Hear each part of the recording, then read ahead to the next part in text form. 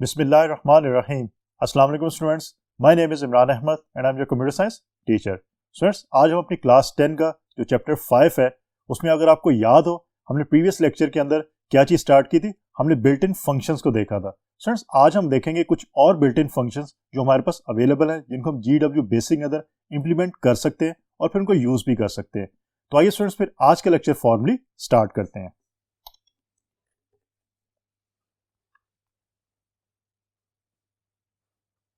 तो स्टूडेंट्स, ये हमारा चैप्टर नंबर 5 है जिसका नाम है सब प्रोग्राम एंड फाइल हैंडलिंग। इसके अंदर अगर आपको याद हो हमारा जो प्रीवियस लेक्चर था हमने बिल्ट इन फंक्शंस को स्टार्ट किया था। Students, built in functions in fact होते क्या, पहले मैं आपको उसके बारे में बताया था, फिर हम आगे चलते हैं। These functions perform operations on their operands and return values. Operands आप किसको कहते हैं? एग्जाम्पल के तौर पे a+b अगर आप लिखते हैं तो a और b जो है वो ऑपरेंड्स है, और जो प्लस का आपका निशान है that can be called as operator, हम उसको ऑपरेटर कहते हैं, और ऑपरेंड्स आपके a और b हैं। तो students, basically these are programs that have been written by developers of language and have been incorporated in it. अब बिल्ट इन फंक्शन का बेसिक कॉन्सेप्ट क्या है, इसको जरा आपने याद रखना है अच्छी तरह। मैंने लास्ट लेक्चर में बताया था, आज फिर इसको बताता हूँ। बिल्ट इन फंक्शंस वो फंक्शंस होते हैं जो आपकी प्रोग्रामिंग लैंग्वेज के अंदर ऑलरेडी मौजूद होते हैं।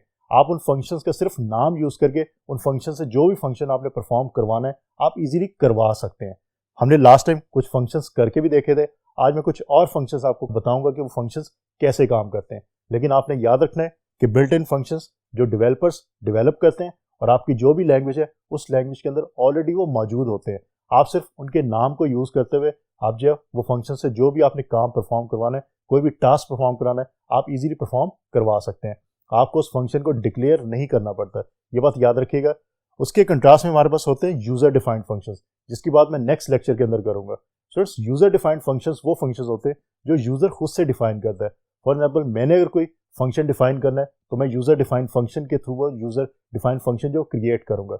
लेकिन अगर आपकी प्रोग्रामिंग लैंग्वेज के अंदर मीन GW बेसिक की हम बात करते हैं, उसके अंदर कोई फंक्शंस मौजूद है तो उसको हम बिल्ट इन फंक्शन का नाम देंगे, क्योंकि वो फंक्शन ऑलरेडी मौजूद है। हम सिर्फ उसके नाम को यूज करेंगे और जो भी आपने फंक्शन परफॉर्म करवाना है हम इजीली करवा लेंगे। हमें उसके लिए डिक्लेयर करने की जरूरत नहीं है कि ये फंक्शन कैसे काम करेगा। लेकिन यूजर डिफाइंड फंक्शन के अंदर जो भी फंक्शन आप डिक्लेयर करेंगे या जो भी फंक्शन आप क्रिएट करेंगे उसको आपको डिक्लेयर भी करना पड़ता है, आपको बताना भी पड़ता है कि ये फंक्शन क्या काम करेगा। सिंपल एक एग्जाम्पल लेते हैं, मैंने पहले भी एग्जाम्पल दी थी, दोबारा एक दफ़ा देता हूँ ताकि आपको याद आ जाए। अगर आप माइक्रोसॉफ्ट एक्सेल को यूज़ करते हैं, सो एक्सेल के अंदर अगर आपने 2 या 2 से ज़्यादा वैल्यूज़ को प्लस करवाना है तो आप प्लस के साइन करवा सकते हैं। मीन आप कह सकते हैं 2 + 2 + 3, या अगर आपने सेल्स को प्लस करवाना है तो आप प्लस करवा सकते हैं। लेकिन उसके अलावा हमारे पास एक बिल्ट इन फंक्शन एक्सेल के अंदर मौजूद है, that is called some.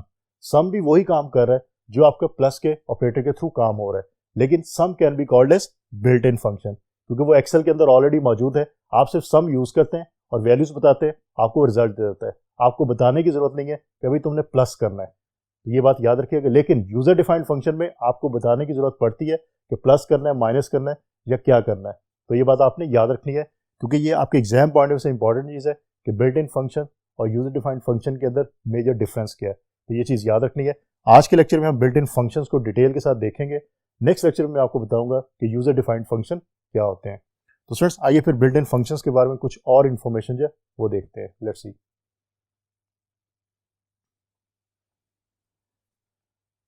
Students, इसको 2 कैटेगरीज में हम डिवाइड करते हैं।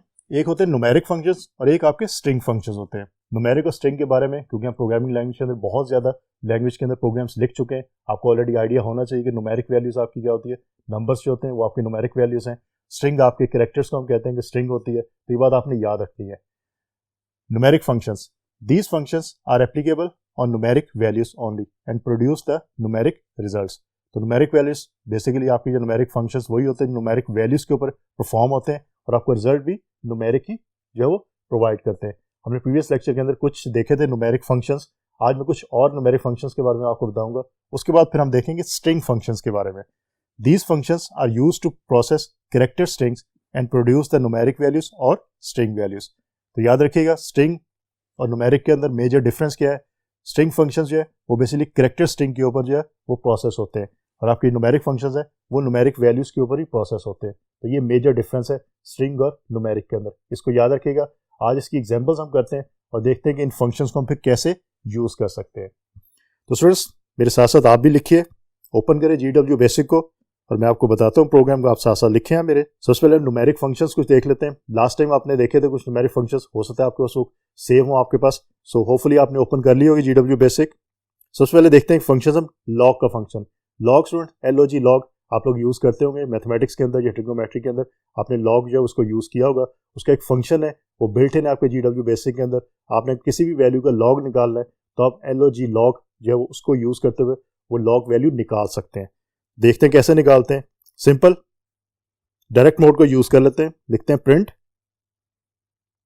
लॉग LOG और ब्रैकेट में जिस वैल्यू का आपने लॉग निकालना है वो वैल्यू लिखते हैं।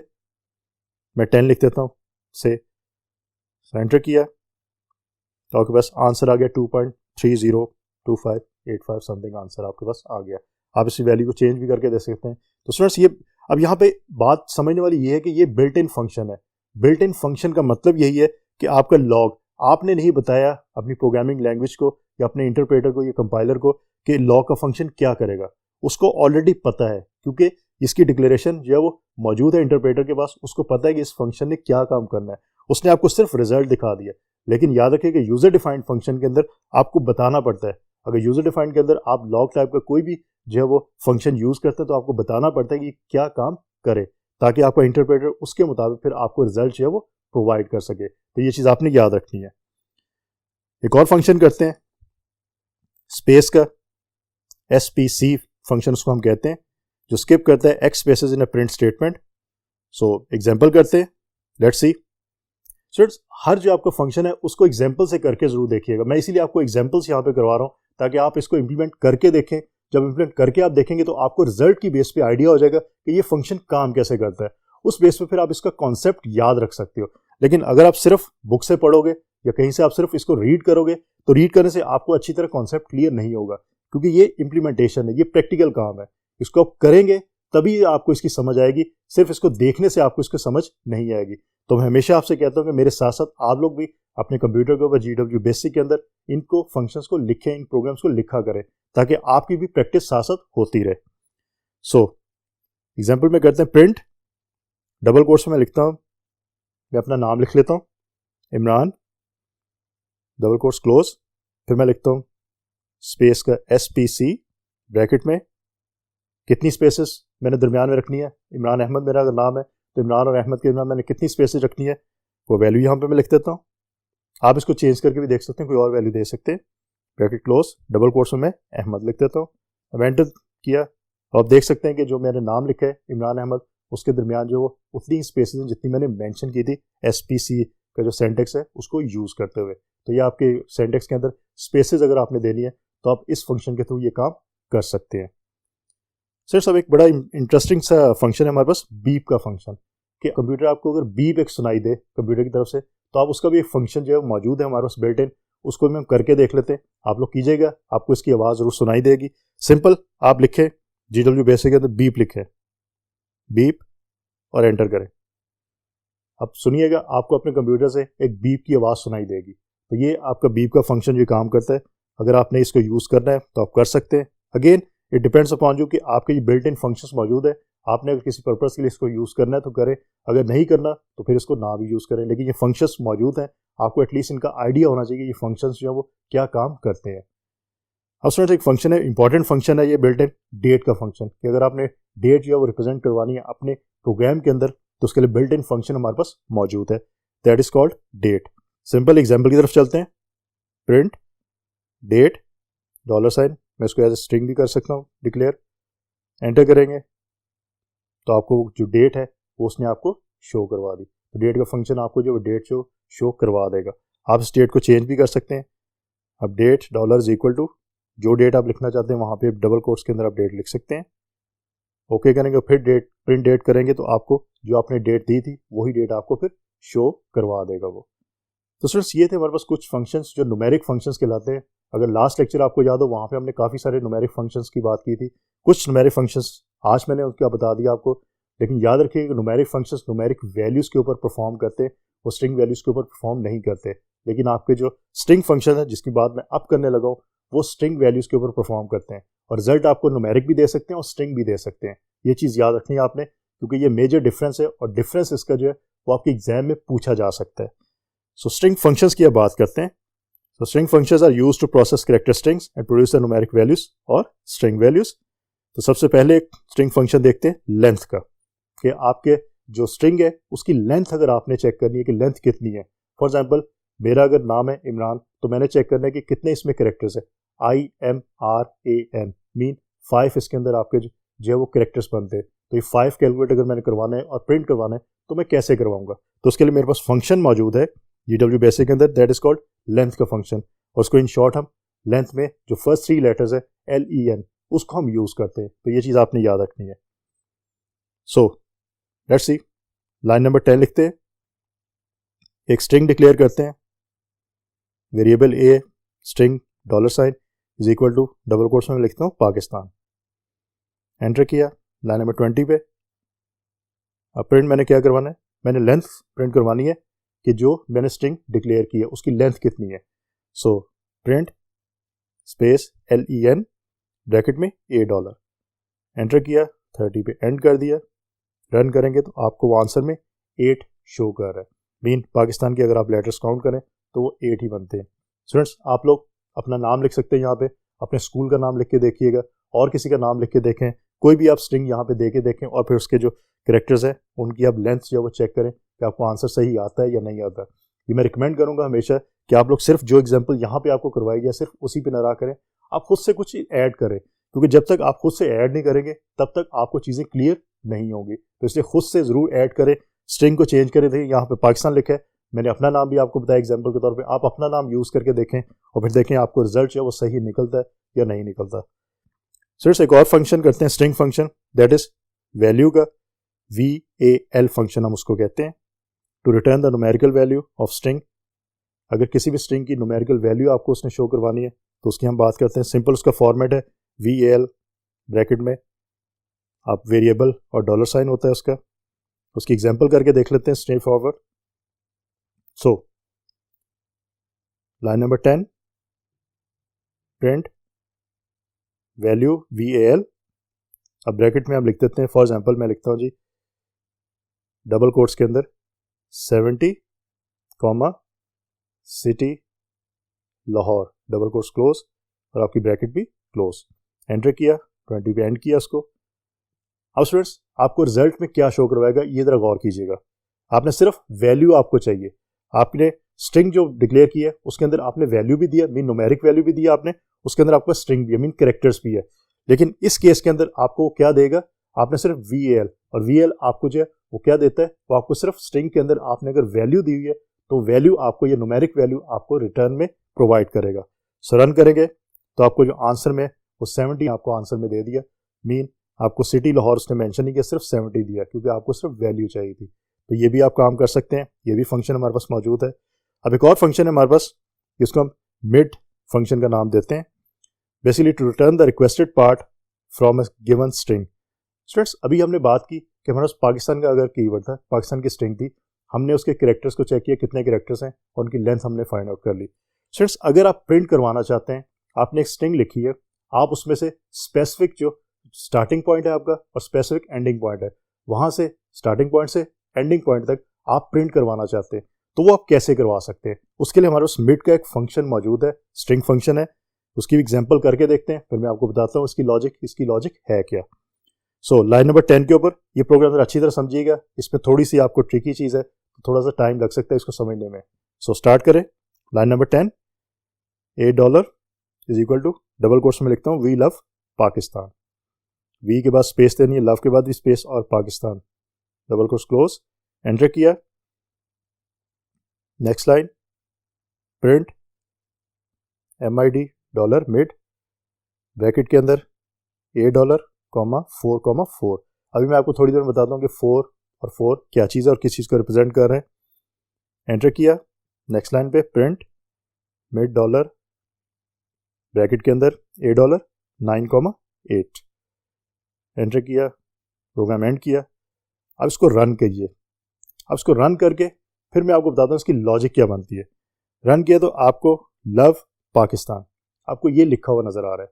अब स्टूडेंट्स हमने 2 दफ़ा प्रिंट करा, मीन पहले प्रिंट से आपको जो वर्ड लव है वो प्रिंट हुआ है और दूसरा जो प्रिंट है उससे पाकिस्तान जो वर्ड था वो प्रिंट हुआ है। अब स्टूडेंट्स पहला जो है प्रिंट मिड डॉलर ब्रैकेट के अंदर $4,4, पहले इसको समझ लीजिए कि ये कैसे आपका जो है वो हुआ है और इसमें कैसे आपका रिजल्ट जो वो लव आया। अब आप गौर करें, अगर आपको स्ट्रिंग ऊपर जो $8 आपने स्ट्रिंग जो डिक्लेयर की है उसके अंदर वी लव लिखा हुआ है। मैं अभी पाकिस्तान को साइड पे रखता हूँ, ठीक है, वी लव को हम देख लेते हैं। सो स्टूडेंट्स इसके अंदर आप देखें फर्स्ट जो 4 आपने लिखा है ब्रैकेट के अंदर लाइन नंबर 20 के अंदर, उसके अंदर अगर आप लाइन नंबर 10 में W से स्टार्ट करें, काउंटिंग शुरू करें, W आपका 1 पे है, E उसके बाद 2 पे है, स्पेस को भी आपने काउंट करना है, स्पेस नंबर 3 के ऊपर है, और L जो है लव का वो आपका 4 पे है। इसका मतलब है कि L मीन लव के L से स्टार्ट हो आपकी स्ट्रिंग जो आउटपुट में आनी है। फर्स्ट 4 जो यहाँ पे लिखा हुआ लाइन नंबर 20 के अंदर जो पहला 4 लिखा हुआ है उसका ये मतलब है, ये चीज याद रखनी है। उसके बाद जो सेकंड 4 लिखा हुआ है लाइन नंबर 20 के अंदर उसका ये मतलब है कि L लव के L से स्टार्ट हो गए और कितने कैरेक्टर्स होंगे उसके अंदर, मीन 4 कैरेक्टर्स, मीन LOVE तक। इसका मतलब लव पूरे का पूरा यहाँ पे प्रिंट होगा, इसका ये मतलब है। अब दूसरे की तरफ आते हैं, लाइन नंबर आपकी 30 की तरफ, वहां पे 9 और 8 वैल्यूज लिखी हुई हैं। अब अगेन काउंट करते हैं हम अपनी स्ट्रिंग के अंदर कि 9th आपका कौन सा लेटर बनता है। W से आप स्टार्ट करें, W से 1 2 3 4 5 6 7 8 और 9। अब 9th आपका जो लेटर है वो P बनता है। सर मेरे साथ साथ आप लोग भी कीजिए और याद रखिएगा आपने जो स्पेसेस दी है वो स्पेसेस भी आपने काउंट करनी है, तो फिर आपके जो 9th से आपका वो P बनता है। अब P से इसका मतलब स्टार्ट होगा आपका आंसर, और कितने टोटल लेटर्स होंगे, कितने उस वर्ड के अंदर आपके कैरेक्टर्स होंगे, बेसिकली 8 होंगे। तो P से ऑनवर्ड 8 अगर आप जाए तो पाकिस्तान जो कंप्लीट है वो यहाँ पे लिखा जाता है। तो स्टूडेंट्स इस तरह आप जो अपनी स्ट्रिंग में से कोई भी जो आपने कैरेक्टर्स है वो अगर निकालने हैं तो आप इजीली निकाल सकते हैं। इन वैल्यूज को चेंज करके देखिए और फिर देखें कि आप किस तरह इसमें काम कर सकते हैं, तो इजीली आपको अंडरस्टैंड हो जाएगा कि कैसे इसके अंदर काम होता है। तो स्टूडेंट्स अब एक और एग्जांपल देखते हैं कि हमारे पास एक और फंक्शन मौजूद है, that is called space function, SPACE space function. इसको भी डॉलर से आप रिप्रेजेंट करते हैं to return a string of X spaces. Example करके देखते हैं और फिर मैं आपको बताता हूँ कि एग्जाम्पल क्या कर रही है। लाइन नंबर 10 के ऊपर आए, लूप एक रन करते हैं, फिर देखते हैं।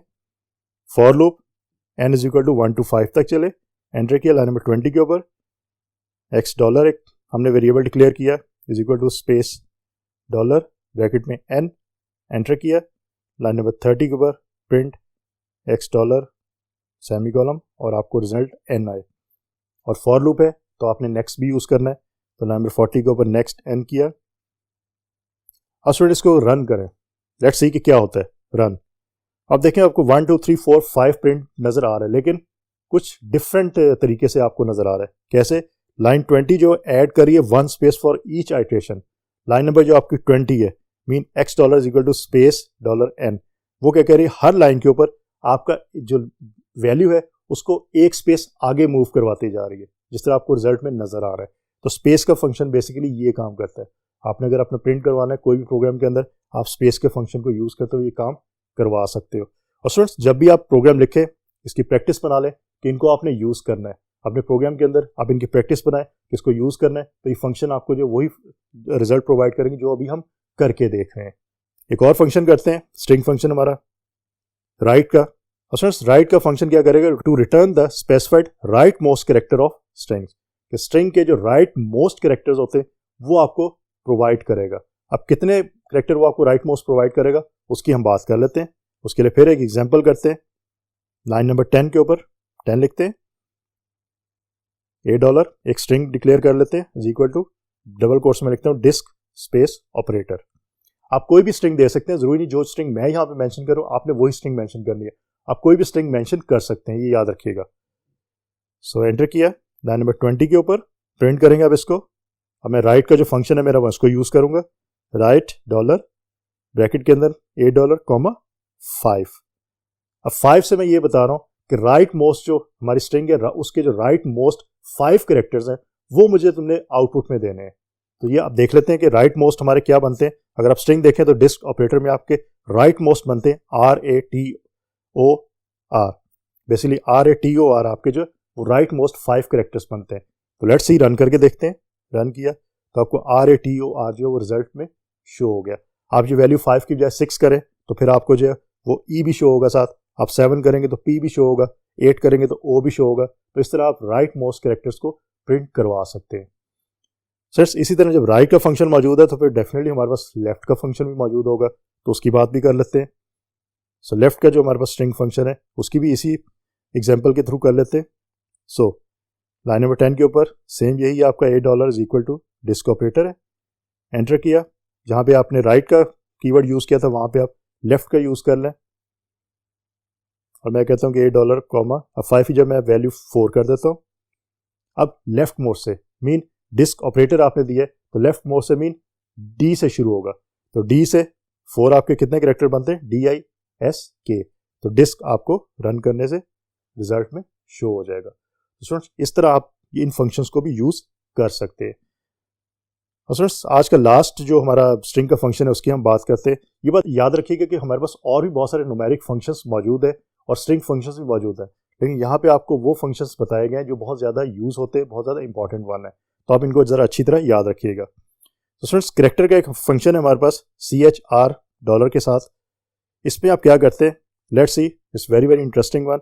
इसमें आप कन्वर्ट करते हैं to convert an ASCII code value to its equivalent character, कि ASCII कोड को आप इक्विवेलेंट कैरेक्टर के अंदर जो कन्वर्ट करते हैं। लेट्स सी कैसे करते हैं। लाइन नंबर 10 के ऊपर प्रिंट $CHR, आप ब्रैकेट्स दें और 65 लिखते हैं, एंटर करें, एंड किया। अब इसको रन करेंगे तो 65 जो ASCII कोड है बेसिकली ए का। स्टूडेंट्स अगर आप ASCII कोड की लिस्ट लेना चाहते हैं तो आप इंटरनेट के ऊपर मेंशन करें कि ASCII कोड्स ऑफ अल्फ़ाबेट्स, तो आपको डिटेल पूरी वो दे देगा कि किस आपके अल्फ़ाबेट का ASCII कोड जो हो क्या है। और आपको पता है कि ASCII कोड इनफैक्ट है क्या चीज़, आपके कंप्यूटर्स को जो है वो सिर्फ और सिर्फ मशीन लैंग्वेज ही समझ आती है, वो कोई और लैंग्वेज समझ नहीं सकते। उनके लिए ए इज़ नथिंग, तो उनको किसी न किसी कोड में कन्वर्ट करना पड़ता है ए को, तभी वो उसको अंडरस्टैंड करते हैं। और 65 को भी वो कन्वर्ट करते हैं किसके अंदर, बाइनरी के अंदर, मीन 0 और 1 की फॉर्म के अंदर। तो ये चीज़ आपने याद रखनी है। तो इस तरह आप ASCII कैरेक्टर जो है वो उनको भी यूज़ कर सकते हैं। आप वैल्यू दे तो आपको वो रिटर्न में जो है वो स्पेसिफिक कैरेक्टर जो है वो शो करवा देता है। तो स्टूडेंट्स इनफैक्ट आज हमने ये काम किया कि हमारे पास जो बिल्ट इन फंक्शंस थे, हमने लास्ट लेक्चर में इसको स्टार्ट किया था, कुछ मैंने आपको न्यूमेरिक जो फंक्शन है उसकी बात बताई थी लास्ट लेक्चर में, हमने करके भी देखे थे। आज हमने कुछ जो रिमेनिंग हमारे पास न्यूमेरिक फंक्शंस मौजूद थे हमने उसकी बात की, और उसके बाद फिर हमने बात की जो स्ट्रिंग फंक्शंस हमारे पास थे। लेकिन ये तमाम फंक्शंस हमारे बिल्ट इन फंक्शंस हैं जो आपकी प्रोग्रामिंग लैंग्वेज के अंदर ऑलरेडी बिल्ट इन है, मीन मौजूद हैं।